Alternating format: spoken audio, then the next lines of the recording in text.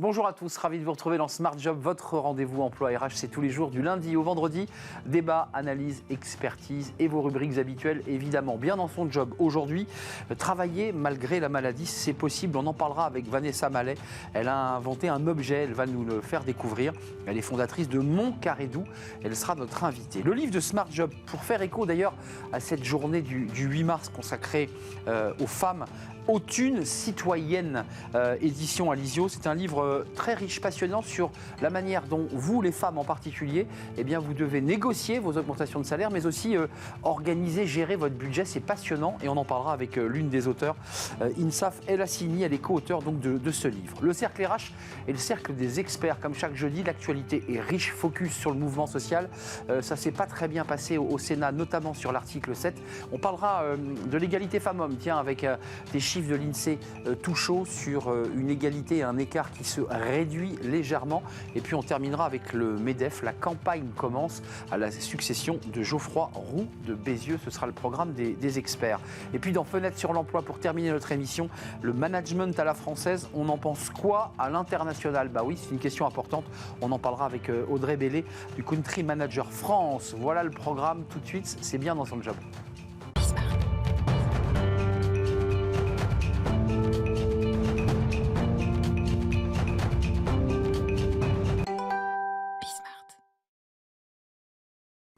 Bien dans son job, focus aujourd'hui sur un objet et sur une femme aussi qui a décidé d'accompagner celles et ceux, et celles en particulier qui ont des maladies graves, des cancers notamment, et qui peinent, qui souffrent. On en parle avec Vanessa Mallet. Bonjour Vanessa. Bonjour. Alors j'ai un peu teasé votre objet, on va le découvrir tout à l'heure à l'antenne. Fondatrice de Mon Carré Doux. D'abord un petit mot sur la naissance de ce projet qui consiste, pour le pitcher simplement, à accompagner des femmes qui peuvent être en chimiothérapie et qui traversent des souffrances incroyables physiques dans leur corps. Et vous avez décidé de prendre le problème à bras-le-corps parce que vous-même, vous avez vécu finalement ces souffrances. Tout à fait. En fait, ça s'adresse même pas qu'aux femmes, ça s'adresse aussi aux enfants, aux hommes et aux femmes qui sont en traitement de chimiothérapie, mais pas que. En fait, ces personnes, on leur met un boîtier sous la peau pour recevoir leur traitement, ce qui crée une bosse. Et donc, il y a des douleurs qui sont générées par le port de la ceinture de sécurité, des lanières de sac ou même des sous-vêtements. Et du coup, ça s'adresse également aux porteurs de pacemakers ou défibrillateurs ou des personnes qui peuvent avoir des cicatrices douloureuses. Et oui, moi j'ai une maladie invalidante avec des douleurs quotidiennes où je suis toujours à la recherche d'outils et parfois un outil anodin peut vraiment changer un quotidien. Et je peux pas dire que je l'ai créé, c'est une co-création avec les patients que j'accompagnais parce qu'il y avait une réelle problématique, un réel besoin dont on n'avait pas de solution jusqu'à là. On a vu, alors Mon Carré Doux, c'est un joli titre pour une entreprise, puis on a vu l'objet, on a vu plusieurs objets, on a vu un homme qui portait sur sa lanière de sac à dos ce petit rectangle, puis on a vu ce coussin, par exemple, le coussin qu'on a vu il y a quelques secondes. Alors lui, il est destiné à quoi et il protège de quoi? Et ben en fait, ce coussin, il va s'accrocher du coup à ces différents supports, donc tout ce qui est ce que je viens de dire, les lanières de sac, la ceinture de sécurité et des sous-vêtements. Et en fait, il y a une partie rembourrée qui permet justement de limiter la compression et les frottements qui provoquent cette douleur. Et au-delà d'un confort, c'est aussi de la sécurité en voiture que ça apporte parce que j'ai réalisé 700 questionnaires en fait auprès des patients concernés, dont 65% étaient gênés. Et vous n'imaginez même pas les témoignages des gens qui ne mettent plus leur ceinture. Ce qui est intéressant, c'est que sur cet élément, je dirais, de la vie quotidienne, on n'est pas dans la science, on est vraiment dans le quotidien de celui qui subit sa maladie. Vous dites aussi, et c'est ça qui est intéressant dans votre projet, que ça permet et ça va permettre à des gens de pouvoir reprendre une activité partielle pour certains, mais une activité. Ça, c'est essentiel. Ah mais complètement, c'est totalement l'objectif parce que en fait, la douleur au quotidien, ça a une charge mentale, incroyable et cet objet, il peut permettre de reprendre des activités sportives, des activités, je sais pas, je donne un exemple, un commercial, qui est toute la journée en voiture et qui a cette douleur, intempestive, et ben, il va pouvoir au moins, avoir un quotidien adouci et travailler, de manière, confortable, dans son quotidien, quoi. Vanessa, Enfin, je l'ai précisé, vous l'avez vous-même dit, vous êtes victime une maladie invalidante. Vous étiez infirmière auparavant. Aujourd'hui, vous êtes entrepreneuse. Moi, je m'adresse à une entrepreneuse. Comment on cogite? Alors, il y a le projet intellectuel. Vous dites qu'il faut impérativement le faire parce que j'ai vu mes patients souffrir. Ça, c'est l'idée. Puis après, il faut concevoir le tissu, il faut trouver la bonne ouate, il faut trouver la couturière qui va bien. Comment on fait là? Comment vous avez fait? Et bah, là, je me suis dit, bah, en fait, j'ai pris plutôt les difficultés de la vie comme une opportunité parce que c'est les passions qui m'ont poussée justement, parce que j'avais des idées de création et en fait, comme j'ai eu cet handicap qui s'est aggravé, j'ai acheté une machine à coudre et j'ai pris des cours, en fait, pour, essayer de faire les prototypes que j'avais en tête et là, pendant des mois, je les ai envoyés aux patients qui me faisaient leur retour. Et c'est comme ça qu'est né le projet. Et puis après, bah, c'est des recherches de bons matériaux, parce que je veux des matériaux éco-responsables, donc des tissus recyclés, de la ouate recyclée. J'ai commencé avec des récupérations de peluches destinées à être jetées, des oreillers, pour récupérer cette ouate, parce qu'il faut que ce soit un coussin en termes d'hygiène qui soit lavable, donc c'était, par exemple, j'avais essayé la laine, mais c'était pas possible. Donc il y a eu plein de petits tests pour répondre à ça. Et aujourd'hui, je veux pas moi concevoir tous les carrés doux. Donc j'ai confié ce travail en fait à un établissement adapté vers Saint-Étienne, à Riorges, et un nouvel établissement de réinsertion professionnelle à côté de chez moi. C'est génial. Juste un mot et un chiffre, 15% de la population active en France est atteinte de maladies chroniques au travail. C'est dire que le sujet est sérieux et concerne du monde. Et juste avant de nous quitter, parce que je voulais qu'on ait un échange positif, parce que malgré la souffrance, vous essayez justement de l'atténuer, mais quand même, racontez-nous en quelques mots l'échange hallucinant que vous avez eu avec la médecine du travail. J'ai été convoquée, oui, par la médecine du travail et en fait, je venais d'avoir cette opération et actuellement, je peux plus porter d'habits au contact de mon dos, il faut que je les découpe et je peux plus m'asseoir et en fait, la médecine du travail m'a posé la question: «Est-ce que vous avez réfléchi à votre licenciement et votre, invalidité catégorie 2?» Et moi, je me suis sentie, bah, complètement bête et en sortant, je me suis dit: «Mais mince, comment une personne peut juger d'une invalidité, d'une soi-disant incapacité à cause d'un handicap, alors que moi je suis complètement animée par mon travail? Pourquoi ils m'ont pas demandé quelles adaptations seraient nécessaires pour poursuivre votre travail à l'heure actuelle? C'est Enfin, nuit, quoi. C'est jour, c'est nuit. Mais il n'y a pas d'étape intermédiaire. Il n'y a pas d'intermédiaire. bah là, c'est ce qui s'est passé en fait, Quittez je pense que votre. c'est un sujet très important et il faut sensibiliser les gens et enfin voilà, il y a Arthur Sadoun qui a pris la parole sur la maladie, les tabous se lèvent, mais les choses évoluent, mais il y a encore beaucoup de choses à faire et je pense que on peut continuer à travailler avec un handicap en adaptant juste son environnement, c'est tout. Vous avez retrouvé avant de nous quitter, parce que on comprend bien que vous avez, malgré cet échange incroyable avec la médecine du travail, quitté votre emploi et aujourd'hui vous vous sentez quoi, épanoui dans cette mission d'entrepreneuse? Je me sens épanouie et en même temps, je me sens, portée d'une mission en fait, pour le handicap, montrer que tout est possible et qu'en fait il n'y a pas de moule qui existe, on ne doit pas rentrer dans des cases, enfin voilà, je sais, j'ai ce sentiment d'injustice parfois et je me sens menée d'une bataille, l'entrepreneuriat, voilà, je suis épanouie dedans et maintenant à chaque réunion, je prends ma place en disant que je ne peux pas m'asseoir et c'est comme ça et voilà. Et vous avez trouvé votre place et votre épanouissement en accompagnant les autres. Mon Carré Doux, allez sur le site de Vanessa, essayez de la contacter parce que c'est un outil essentiel à l'accompagnement des malades. Ça paraît anodin, mais c'est vital. Merci Vanessa d'être venue nous parler à cœur ouvert de votre entreprise, parce qu'il s'agit bien d'une entreprise. Merci et à très très bientôt. Merci à vous. On tourne une page, c'est le livre de Smart Job. On va parler aux thunes citoyennes, on va parler des femmes. Et justement, on en parle avec l'une des autrices.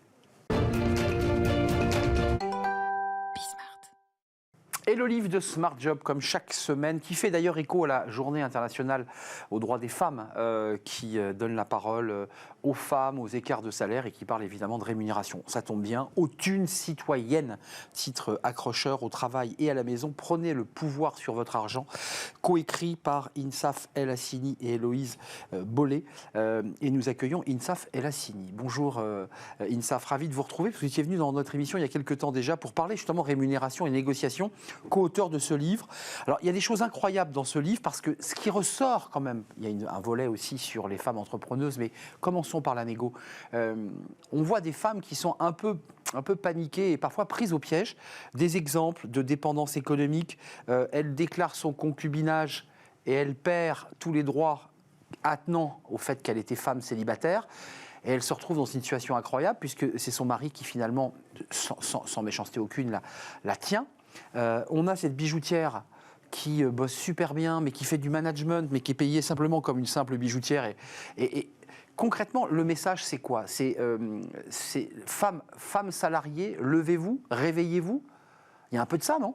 C'est un peu ça. C'est femmes salariées, connaissez vos droits. Femmes salariées et femmes tout court, femmes travailleuses. Il faut fournir 2 fois plus d'efforts pour défendre vos droits salariaux et être 4 fois plus vigilante. Sinon, vous êtes rapidement, et malheureusement très rapidement, prise dans la machine broyeuse qu'est le monde du travail et le monde de l'entreprise, qui est un monde qui a été créé par les hommes, pour les hommes et avec les hommes. C'est normal, c'est comme ça que ça a été fait. Mais malheureusement, qui n'a pas trop évolué, même s'il y a quand même eu des évolutions. Et du coup, elles ne connaissent pas les règles du jeu. Et donc, l'idée, c'est de leur donner les règles du jeu et de leur permettre de pouvoir jouer à ce jeu-là. Avec les bonnes cartes en main. Non, mais je citais l'exemple de Pauline, parce qu'il y a plein d'exemples, c'est des choses extrêmement concrètes, avec des étapes, vous nous prenez par la main, vous faites même on peut remplir une sorte de grille où on voit vraiment l'organisation, son emploi du temps, pour voir où on peut... C'est extrêmement scientifique ce que vous avez fait, mais cette dame, elle est, je le redis, dans une bijouterie joaillière, elle est diplômée, et puis là, Pauline doit fixer la fourchette de négociation ou de renégociation suivante, avec 4 étapes, 4 points, dont le dernier, il y a le no-go. Donc ça, c'est important de le dire aux femmes aussi et aux hommes. Il y a un no-go, ça y a une limite en dessous de laquelle je n'irai pas financièrement. C'est ça l'idée, hein. Absolument. En fait, l'idée, et j'en profite pour saluer Pauline, qui est une de mes clientes, qui était, maintenant ça l'est plus. Donc c'est vraiment son prénom. C'est vraiment son prénom, et c'est vraiment un exemple. Et même si quelquefois j'ai changé un peu les prénoms, quelquefois je les ai gardés. Elle, c'est Pauline. Elle, c'est vraiment Pauline, et elle est vraiment bijoutière joaillière pour une grande enseigne, dont on taira le nom évidemment. Sous-traitant d'un grand bijoutier joaillier de la place Vendôme. Exactement. Et en fait, l'idée du seuil, quand je propose une fourchette de négociation, en fait, cette fourchette de négociation part du principe d'aller en amont déterminer la juste valeur de son profil sur le marché de l'emploi. Donc, de la même manière que quand on vend une maison, on va vérifier les prix du marché, moi, je propose de faire la même chose pour ses qualifications professionnelles.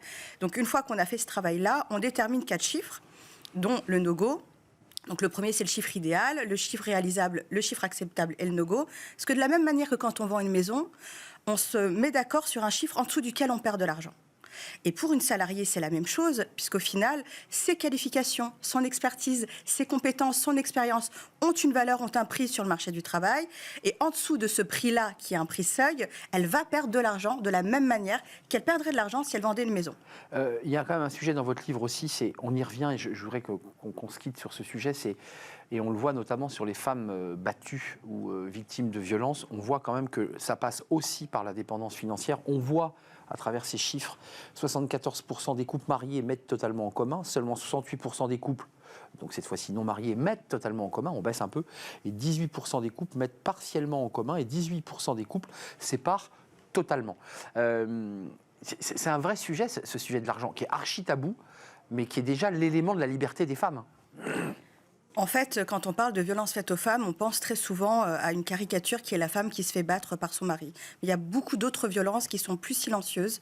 C'est les violences économiques. Et en fait, c'est récupérer, faire du racket auprès de sa femme pour l'enfermer et la piéger quelque part pour lui éviter de partir. Et donc, nous, avec Héloïse Bollet, du coup, notre discours, c'est de dire vous avez des droits, notamment des droits économiques. Et votre émancipation passe par votre indépendance financière. financière. Évidemment. C'est la clé. Un dernier mot, parce que ça concerne Héloïse, votre co-auteur, mais à la fin du livre, vous évoquez aussi les femmes entrepreneuses. Et c'est vrai que Héloïse et vous d'ailleurs, parce que vous co-signez ce livre, bon, vous n'y allez pas de main morte, hein, vous dites attention, le statut d'auto-entrepreneur, c'est pas aussi génial que ça. Les pièges du statut d'auto-entrepreneur, et vous évoquez et vous expliquez pourquoi c'est compliqué, avec une forme d'illusion en fait de l'argent facile, et vous dites c'est pas aussi simple. Qu'est-ce que vous leur conseillez à ces femmes? Alors, il y a celles qui travaillent et qui doivent bien négocier, il y a celles qui rêvent de devenir entrepreneuses. Qu'est-ce que vous leur conseillez avant de nous quitter? Alors, je les conseille de se faire accompagner, et notamment nous d'ailleurs, quand on a écrit cette partie-là, on a fait appel à Estelle Bi, qui est une avocate spécialisée pour les entrepreneurs ou les entrepreneuses. Et l'idée, c'est, et elle, justement, son cheval de bataille, c'est de dire attention, le statut d'auto-entrepreneur, le statut de la micro-entreprise, ce n'est pas un Eldorado comme on vous le présente.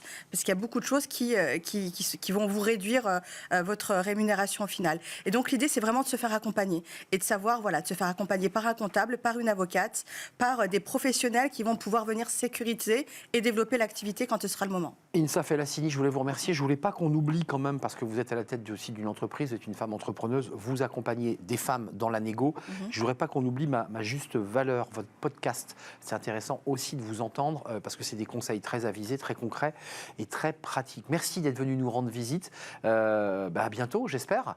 Et lisez ce livre, Aux thunes citoyennes, livre pratique. C'est un livre extrêmement concret, pratique, écrit à 4 mains. Insaf El Hassini et Héloïse Boll.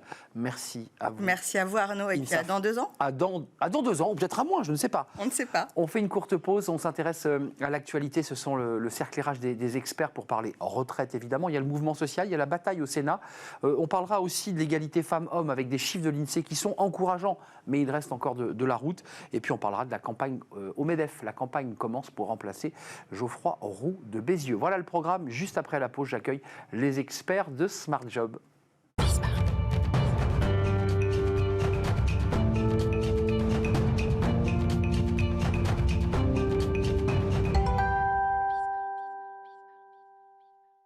Le cercle RH, les experts de Smart Job pour balayer l'actualité comme chaque semaine.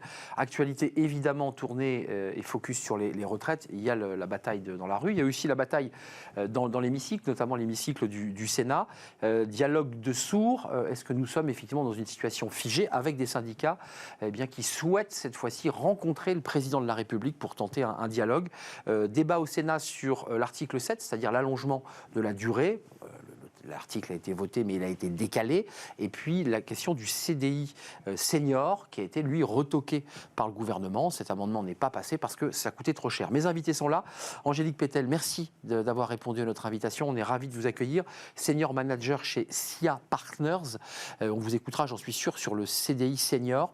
Merci en tout cas d'être là. François Vigne est à vos côtés. Bonjour François. Bonjour. Vous êtes associé chez Sycomore Corporate Finance et vous êtes membre des entrepreneurs et dirigeants chrétiens. Ravis de vous accueillir. Gilles Effron, bonjour, président d'Expert Connect. Alors vous étiez venu nous parler des seniors. Vous aussi, vous allez saisir la balle au bon, parce que c'est un peu le sujet qui anime ce débat des retraites. Commençons d'abord sur le sujet des retraites. Vous qui êtes des acteurs de notre vie économique, est-ce qu'il vous semble légitime, nécessaire que le président de la République rencontre les syndicats? Est-ce que ça vous semble évident, ou est-ce que le président est dans la bonne posture en laissant le mouvement social se déployer? Il y a beaucoup de questions dans ce que vous... Doit-il les recevoir et doit-il laisser le mouvement se déployer? Première chose, le dialogue social est une bonne chose. Et aujourd'hui, il n'y a pas assez de dialogue social. On voit bien aujourd'hui que la situation est bloquée. Il est, je pense, très utile. Il serait très important pour le pays, alors que 72% des Français sont hostiles, a priori, à cette réforme, que les fils du dialogue soient renoués. Est-ce que c'est au niveau du président de la République? Enfin, moi, je pense que le président de la République ne doit pas s'occuper de tout. Il a une première ministre. Il a par ailleurs un ministre en charge. Donc, il est normal que les partenaires sociaux rencontrent la première ministre, le ministre en charge, le président de la République. Je pense que pour l'instant, il est normal qu'il se tienne au-dessus de la mêlée. Vous êtes d'accord avec cette idée? Le président est au-dessus de la mêlée et à la première ministre, parce que visiblement la première ministre hésite aussi à les recevoir, pour réengager un dialogue. Ce qui voudrait dire quoi? On remet en question le texte? C'est un peu confus cette situation. Sans remettre en cause le texte, je pense que ça ne coûte rien, en tout cas, de les entendre et qu'effectivement, l'objectif, c'est pas de se retrouver dans la même situation qu'en 1995, puisque c'est quand même ce vers quoi les syndicats veulent aller.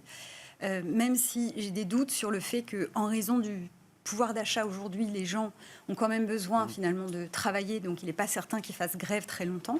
La grève de 1995 avait duré 23 jours, ne l'oublions pas. Je ne suis pas sûre qu'ils arrivent en tout cas à ce stade, mais en tout cas c'est important qu'on puisse les entendre à partir du moment où ils les demandent. Gilles Effron, votre point de vue sur cette question, parce que la question des Français aujourd'hui et des chefs d'entreprise, c'est de se dire à quel moment on renoue le fil du dialogue, parce qu'il y a la rue qui manifeste, le gouvernement qui vote des textes, et que rien ne se parle, rien ne se croise. Écoutez, moi ce que j'ai noté, c'est que le gouvernement a toujours dit que la porte était ouverte pour négocier, pour discuter. Donc que ce soit le président Macron, peut-être pas encore tout de suite à son niveau, en tout cas le gouvernement est prêt à discuter. Moi j'ai entendu concerter, hein, Gilles, mais peut-être que vous avez le mot négocier. C'est pas la même chose. Excusez-moi, vous avez raison. Non, mais c'est un débat qui dure depuis 6 mois. Est-ce qu'on négocie dans le dialogue social ou est-ce qu'on se concerte? Ce qui peut agacer les syndicats. Non, je crois qu'à ce stade, c'est plutôt de la concertation, on est d'accord? C'est ça. Sur les retraites, focus, l'article 7 décalé parce que l'opposition a finalement fait le chahut et un peu bordélisé le Sénat, c'est assez rare. Mais il y a eu un enjeu fort, et je voudrais vous le soumettre, c'est exactement le sujet qui nous concerne dans l'émission Smart Job, c'était le fameux CDI senior. Alors il y a eu l'index senior, il n'a pas été validé, et puis il y a ce CDI senior. Quel est votre point de vue? Comment vous le regardez? Est-ce que c'est la solution? L'idée c'est qu'on allège les cotisations familiales, si j'ai bien compris, pour permettre aux seniors de pouvoir continuer l'emploi. L'opposition est vent debout. Est-ce que vous dites que c'est une bonne idée? Moi, j'y crois pas. J'y crois pas parce que finalement, c'est un contrat supplémentaire, si vous voulez, pour dire on va avoir des seniors. Mais finalement, l'objectif, c'est quoi? C'est l'employabilité des seniors. Et surtout, derrière, c'est un changement des mentalités. Donc, c'est pas un contrat senior qui fera que déjà les entreprises auront des besoins et ensuite que les seniors retrouveront du travail. Vous en pensez quoi, François Vigny? Moi, je suis pour globalement la simplicité et la simplification. Ça paraît simple, excusez-moi. Non, mais aujourd'hui, on a beaucoup trop de contrats de sous-catégories. Le CDI est une chose simple, on peut d'ailleurs le moduler. Enfin, on a le droit de négocier un CDI dans différentes conditions de rémunération, dans différentes conditions d'horaire de travail. Gardons le CDI, qui est un contrat simple. Il y a par ailleurs le CDD, il y a déjà d'autres contrats. Ne compliquons pas les choses. Ne refaisons pas là encore un millefeuille. À chaque fois qu'on l'a fait, on s'était aperçu que c'était des mauvaises idées. Vous qui êtes vraiment centré sur ce débat des seniors, on prend le problème du bon côté en disant on maintient en emploi, employabilité. Moi, j'entends aussi que des seniors disent nous, on est prêts à bosser, mais on ne veut plus de CDI. Et on voudrait être dans une liberté finalement de consultant, plus à distance, on allège notre temps de travail. Est-ce que ça peut être une piste qui n'est pas encore sur la table des élus, des parlementaires, mais est-ce que c'est une piste? Alors je vous remercie Arnaud, parce que c'est exactement pour moi la manière de voir les choses. C'est-à-dire que ce que ça traduit finalement, ce CDI senior, c'est que d'un côté l'index senior, c'est un peu le bâton où on contraint les entreprises. Bonus-malus. Exactement. Et de l'autre côté, on leur donne un nouveau moyen pour essayer de faire passer la pilule de l'index senior. En fait, ce que ça traduit, c'est que les entreprises ont besoin de flexibilité. Et les seniors, de l'autre côté aussi, souhaitent rester actifs, mais pourquoi pas dans d'autres schémas d'emploi que le CDI. On parle toujours du sacro-saint CDI. Et il y a notamment l'emploi non salarié, et qui peut répondre et offre cette flexibilité, qui donne aux entreprises la possibilité finalement de variabiliser une charge fixe avec les salariés, avec un accès à des compétences et l'expérience dont ils ont toujours besoin. Et c'est ce que nous faisons chez Expert Connect. Nous promouvons justement la disponibilité de toute cette expérience au travers de missions. Non, je vous repose ma question et on basculera peut-être sur la question que tout le monde se pose, l'inquiétude que vous avez ou pas de voir aboutir ce texte et donc ce passage à 64 ans. Mais est-ce qu'il faudrait réduire le temps de travail des seniors, c'est-à-dire moduler leur temps de travail? On parle beaucoup de la semaine des 4 jours. Est-ce qu'il faut réinventer, non pas un contrat, mais une autre manière de lier le senior à l'entreprise? Ou est-ce qu'on reste dans le stricto classique CDI? En tout cas, clairement, plus de flexibilité, c'est ce qu'attendent les entreprises, c'est évident. Je pense que les seniors, nous on le voit, on le constate aussi. Mais qu'est-ce qu'ils vous disent, eux? Eux, effectivement, trouver une activité à temps choisi qui correspond mieux à une diversification de leurs activités, c'est effectivement, ça répond aux deux côtés. Côté SIA Partners, il y a quand même des idées. Les seniors disent on n'est pas contre aller bosser. On voudrait qu'on nous aménage le temps, qu'on puisse pouvoir moduler nos revenus. Et puis notre temps libre, enfin, c'est un peu le débat qu'a la génération Y au final. Hein. La génération Y et les femmes. Et les femmes, ben oui. Cette journée des droits de la femme, effectivement, les femmes ont la même problématique. On n'a pas forcément envie d'un CDI, un temps plein. Ouais. On a envie d'aménager son temps de travail. Et pour les seniors, c'est exactement la même chose. François Vigny, avant de tourner la page et parler de l'égalité femmes-hommes, qui est un autre sujet intéressant à travers les chiffres de l'INSEE, cette journée, des chiffres qui sont à commenter. Quand même, on nous dit quand même que là, les gains, les bénéfices de cette réforme, on les a quasiment plus. Elle va coûter plus cher finalement. On avait parlé de milliards. Comme la précédente. On les aura pas. Enfin, j'ai envie de... Ouais. Tout ça pour ça. Enfin, je veux dire, mettre le pays à terre pour ça. Enfin, je pense que le pays n'est pas à terre. En revanche, ce qui est certain, c'est qu'on voit là encore cette très forte distanciation entre le politique d'un côté et le corps social. Et le corps économique aussi, j'ai envie de dire. Oui, le corps économique aujourd'hui fonctionne pas si mal, mais finalement, c'est aujourd'hui. Et c'est ça pour moi, c'est ça qui est ce une qui grave tient tension. le pays. Aujourd'hui, on a une démocratie qui est quand même fragile. Et avoir finalement toute une partie du pays qui a l'impression que les décisions sont prises par des technocrates et par des élus qui sont très éloignés de leurs préoccupations et qui ne tiennent pas compte de finalement de leur avis, est un vrai sujet. Donc je pense que c'est pour ça qu'il est important de renouer les fils du dialogue et de recréer ce lien démocratique qui manque aujourd'hui, de redonner une unité au pays qui est extrêmement fracturé. Il y a une inquiétude chez vous, et je parle à travers vous, à tous les membres des EDC, est-ce qu'il y a une inquiétude de violence et de bascule? Parce que personne ne le sait au moment où on se parle. Mais... On craint moins la fracturation et la violence immédiate que la fracturation aujourd'hui. On voit un pays qui est extrêmement fracturé, extrêmement distendu, ce qui peut être près de à différentes aventures politiques. Et donc c'est pour cela que nous sommes aujourd'hui très préoccupés là encore de recréer cette unité et ce dialogue social qui manque fondamentalement aujourd'hui. L'écart des salaires, l'INSEE avait mis ce document sous embargo, il est maintenant disponible. L'écart des salaires entre les femmes et les hommes en France, revenu moyen 24% inférieur dans le secteur privé, ça c'est les chiffres INSEE, revenu moyen 15% inférieur à temps identique, et revenu moyen 4% inférieur à temps poste et employeur identique. Alors, restons sur le 4% parce que ça se réduit tout de même. Enfin, je ne sais pas quel regard vous portez sur ce chiffre, je parle de 4, et on parlera ensuite du 24% qui lui aussi se réduit mais reste très important. On avance, mais on avance trop lentement. On avance beaucoup trop lentement. Aujourd'hui, et encore moins, enfin là par exemple, même dans la réforme des retraites, puisqu'on en a parlé, oui. on ne prend pas en compte non plus, il n'y a pas de mesure, en tout cas pour les femmes. Carrière hachée. Voilà, qui ont des carrières hachées, exactement, qui décident effectivement d'avoir des temps de travail qui sont réduits, et on ne prend pas en compte. Donc, effectivement, il faut revoir, en tout cas, les enveloppes salariales, et ça passe par le dialogue social et aussi par l'entreprise. Vous en pensez quoi de cet écart de salaire? Alors, 4% quand on a le même poste, emploi identique et le même temps de travail, parce qu'il faut pouvoir comparer ce qui est comparable, d'où le 24% d'écart.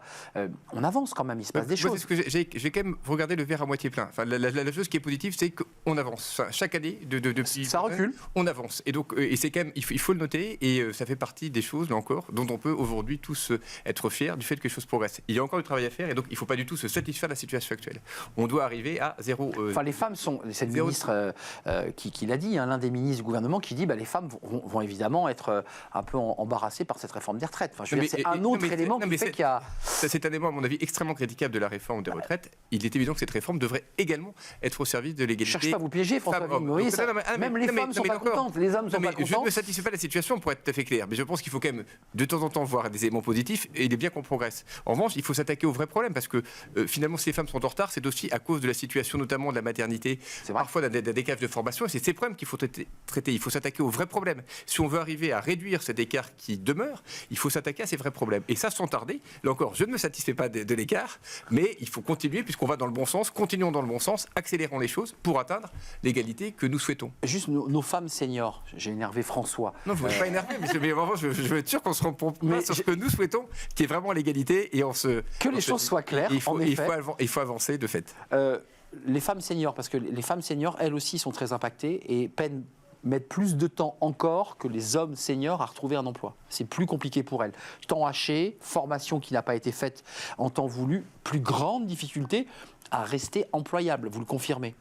Oui, je le confirme, mais ce que je confirme aussi, c'est qu'elles ont un potentiel extraordinaire, parce que la mère de famille qui a eu ses enfants, la fameuse période de congé maternité, donc qui les plombe par ailleurs, une fois que cette période est passée, que les enfants ont grandi, généralement a une envie et une volonté de revenir sur le marché du travail qui est exceptionnelle. Et donc là, il y a un potentiel gigantesque que les entreprises devraient beaucoup plus exploiter. Angélique Pétel, j'ai vu qu'en Espagne, il y avait un gouvernement, enfin un tribunal, je crois que c'est en Castille, mais je ne voudrais pas m'avancer, qui a demandé à un mari de verser 200 000 euros comme un salaire équivalent au salaire du temps passé de la femme pour s'occuper des enfants de la maison pendant que lui travaillait. Enfin, l'Espagne est quand même très progressiste sur tous ces sujets quand même. Hein. C'est intéressant. C'est très intéressant. Parce que les femmes, elles travaillent quand même quand elles s'occupent de leurs enfants. Exactement. C'est un vrai travail. Et vous le disiez effectivement, c'est qu'elles développent aussi des compétences. Quand on s'occupe de plusieurs enfants, qu'il faut organiser en fait les emplois du temps, c'est des compétences qu'on a d'ailleurs dans le conseil. C'est un chief officer familial en fait. Hein. Exactement, et sauf que ce n'est absolument pas valorisé. Aujourd'hui, quand une femme dit qu'elle élève ses enfants, c'est encore très mal vu.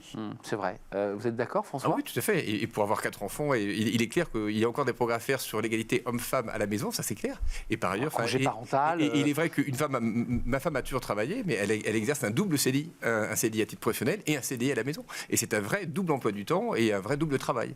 Et donc ça, il faut que nous en soyons conscients et que nous donnions aux femmes les moyens, là encore, de bénéficier d'un traitement qui serait amplement mérité. Je rappelle la loi Rixin qui permet de faire accéder aux femmes au COMEX avec des quotas assumés, totalement assumés. Et ça, c'est intéressant de rappeler que cette loi fait avancer aussi la place des femmes dans les postes de direction, parce qu'il y a quand même de la motivation, mais il y a quand même le plafond de verre quand même. Oui, alors effectivement. Vous qui croisez ces femmes aussi très motivées qui veulent rattaquer. Effectivement, on en a beaucoup moins que des hommes. Et donc, ça correspond à ce que vous dites, c'est que celles qui nous rejoignent et qui veulent continuer à travailler ont souvent eu des très belles carrières, mais elles sont en infime minorité. Mais c'est une question de volonté. Là, aux EDC, nous sommes arrivés à avoir aujourd'hui des organes de direction totalement paritaires. On a autant d'hommes que de femmes, autant de femmes que d'hommes dans nos organes. Les femmes progressent très fortement, elles sont surreprésentées par rapport... Elles ne représentent encore que 16% des membres du mouvement, ce qui est beaucoup plus que la proportion de femmes entrepreneurs en France. Maintenant, on veut encore aller plus loin. Ouais, on a vu les résultats SBF. Et elles ont de plus en plus de rôles de responsabilité. Et ce qui est certain, c'est que des femmes en responsabilité, ça attire d'autres femmes. Parce que les femmes, elles sont ravies d'être avec des hommes, mais elles ont aussi besoin d'être avec d'autres femmes. Donc, je pense qu'en la matière, on peut également aller plus loin. Pour terminer, une question, alors c'est un peu comme l'émission de radio, la question à 1 000 € ou à 1 000 francs, c'était 1 000 francs. Qui sera le patron des patrons? La campagne au MEDEF a commencé. Ça peut aussi être la patronne des patronnes. Voilà. Alors, c'est exactement ce que je voulais vous dire. Dominique Carlac, exactement. Exactement. Qui a Une donné femme. sa candidature ce matin. Exactement. Alors, un mot sur cette femme, c'est intéressant parce qu'elle avait été candidate. Une grande sportive. Oui. Grande sportive. Et candidate, et elle s'était donc déportée pour laisser Geoffroy Roux de Bézieux. Ça serait quand même un signe très fort, alors au-delà des clichés et des symboles, mais ça serait un signe très fort que Mme Carlac prenne les rênes du MEDEF. Mais ce serait un signe très fort et je pense que c'est important aujourd'hui. En tout cas, moi, je lui souhaite que sa candidature soit officialisée et qu'elle puisse effectivement devenir la présidente du MEDEF, comme nous avons eu Laurence Parisot à un moment donné, Absolument. qui a été excellente d'ailleurs. Vous en pensez quoi? Parce que les EDC, vous étiez d'ailleurs invité à l'hippodrome de Longchamp. Et vous êtes un acteur important aussi de ce débat. Et on trouve que le MEDEF a d'ailleurs eu une action très positive au cours des dernières années dans l'économie et pour également promouvoir l'entreprise auprès des Français. Là encore, c'est évidemment aux adhérents du MEDEF de choisir leur présidente ou leur président, mais élire une présidente serait sans doute un très beau signal pour le MEDEF et pour la France et pour l'ensemble des entrepreneurs de France. Gilles, je ne veux pas mettre les pieds dans le plat, mais un peu comme pour les syndicats salariaux où on nous dit qu'il y a une désaffection syndicale et un désintérêt syndical, les Français préférant des mouvements peut-être plus citoyens, on l'a vu chez les contrôleurs, on entend un peu la même chose quand on parle du MEDEF aux entrepreneurs. Ils vous disent, ouais, bon, le MEDEF, ça sert à quoi? Il y a de ça un peu quand même. Oui, écoutez, je suis un peu dur peut-être. Nous sommes une PME et effectivement, on se sent moins concernés et je pense qu'il y a un peu plus quand même les grandes entreprises qui se sentent impliquées et qui suivent les activités du MEDEF. Je vous l'accorde. Oui. Qu'est-ce que vous en pensez? Parce que c'est un sujet qu'on a, mais qui est lié d'ailleurs à notre mouvement social, je dirais même au corps intermédiaire. Les salariés tournent le dos aux syndicats et puis les entreprises disent on n'a pas forcément besoin d'un syndicat. Je pense que ça a le mérite en tout cas de générer de la réflexion. Au moins entre dirigeants et de se poser les bonnes questions. Donc moi, je suis pour qu'il y ait effectivement une organisation syndicale, patronale. Alors pour les petites et moyennes entreprises, on est plus sur la CPGME, mais effectivement, je pense que le MEDEF a un vrai intérêt. Effectivement, il y a la CPME qui lui, dit non, nous, on représente vraiment les PME, on est vraiment à leur contact. Le MEDEF, c'est que les grosses boîtes, parce que c'est vraiment le discours que tient la CPME. Chacun défend son fonds de commerce. Oui, mais vous êtes à la tête, vous êtes un des membres éminents des EDC. Comment vous regardez ce débat? Parce qu'il y a un vrai sujet quand même sur cette question-là. Quelles sont les entreprises que représente le MEDEF? Il représente en fait à la fois les grandes entreprises, qui sont une partie importante de leur base, mais il représente aussi des petites entreprises qui font aussi partie de leur base, parce qu'ils cherchent également à avoir d'autres adhérents. Et objectivement, nous voyons l'évolution du MEDEF de façon tout à fait positive. Nous pensons qu'il a une parole franche, et vraie et utile dans le dialogue social. Et nous croyons fondamentalement au dialogue social, je l'ai déjà répété plusieurs fois. Et de ce point de vue-là, il est important d'avoir des syndicats au service des entreprises, au service des salariés et au service du bien commun. On verra si Mme Carlac est élue présidente, parce que 3 hommes, pour l'instant, parce que ça peut encore évoluer, ouverture de la campagne depuis le 6 mars, mais on peut encore se présenter. Vous pouvez même être candidat si vous le voulez, François. 13 mars. Et voilà, oui, je vous donne une idée. 13 mars, ouverture de la plateforme de parrainage. 5 mai à midi, date limite d'envoi des candidatures. Vous avez jusqu'au 5 mai pour le faire. Et l'élection le 6 juillet prochain, avec l'élection du président ou de la présidente, parce qu'il y a effectivement pour l'instant 3 hommes, 1 femme, et il y aura peut-être d'autres candidats qui vont se présenter avec un grand oral le 30 mai par l'Assemblée Générale du MEDEF, distanciel et présentiel, ce qui veut dire que le MEDEF aussi a beaucoup évolué. On fera des visios pour le... C'est intéressant. Merci à vous Angélique Pétel, vous revenez quand vous voulez, senior manager chez SIA Partners. Merci à vous François Vigne, associé chez Sycomore Corporate et membre des EDC. Merci beaucoup. Entrepreneur et dirigeant chrétien, vous savez, je le dis bien maintenant. Parfaitement. Et Gilles Effron, vous êtes le président d'Experts Connectés, c'est le cas de le dire, et tendant la main aux seniors pour les maintenir en emploi. Retraités inclus. Et par ailleurs aux retraités, puisqu'on peut cumuler, rappelons-le, cumul, retraite et emploi. Et l'expérience n'a pas d'âge. Et l'expérience n'a pas d'âge, exactement. C'est comme quand on lit Tintin et Milou, de 7 à 77 ans. On termine notre émission. Merci à vous 3 avec Fenêtre sur l'emploi, le management à la française. On en parle avec notre invité et c'est juste après.